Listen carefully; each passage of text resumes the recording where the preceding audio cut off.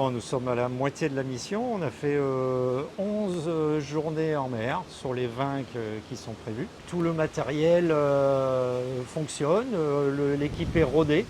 On arrive à travailler correctement, on sait comment faire maintenant. Tous les organismes que l'on a prélevés déjà, la plupart n'étaient pas encore en collection au muséum. On a déjà complété considérablement les collections du muséum et déjà en cela on a rempli une partie de la mission. On est à 26 ou 27 spécimens de poissons. On a des crevettes, on a des mollusques, on a des échinodermes, on a des organismes dont on ne sait toujours pas ce que c'est, hein, des espèces de petits sacs rouges, translucides, on n'arrive pas à les classer dans une catégorie. On a également de cette fameuse vase qu'on a prélevée sur tous les sites, on a quelques roches, enfin on a tout un tas de choses pour l'instant qu'il va falloir traiter. Donc on est déjà satisfait de cette première partie de la mission. Alors l'équipe, on a une superbe équipe, hein, on est bien rodé maintenant, tout roule, quoi. Chacun connaît son rôle, chacun sait ce qu'il faut faire et on gagne en efficacité. Il y a aussi des jeunes qui sont venus se greffer à notre équipe. Il y a des stagiaires, il y a des étudiants.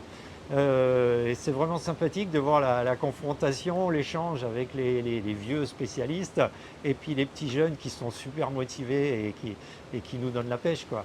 Et on gagne aussi effectivement en efficacité en étant plusieurs sur le bateau et plusieurs sur toutes les manips. Alors la météo nous pose des problèmes. Depuis le début de l'année, il se trouve que c'est une météo très compliquée ici. Il y a beaucoup d'alizés.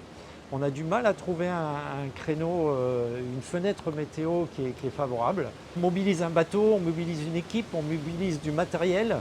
Tout ça coûte très cher, tout ça demande beaucoup d'investissement. Et donc on est obligé de vraiment choisir un moment où on va pouvoir travailler. On pensait finir cette mission, cette campagne en 1 ou 2 mois. Même obligé d'envisager là peut-être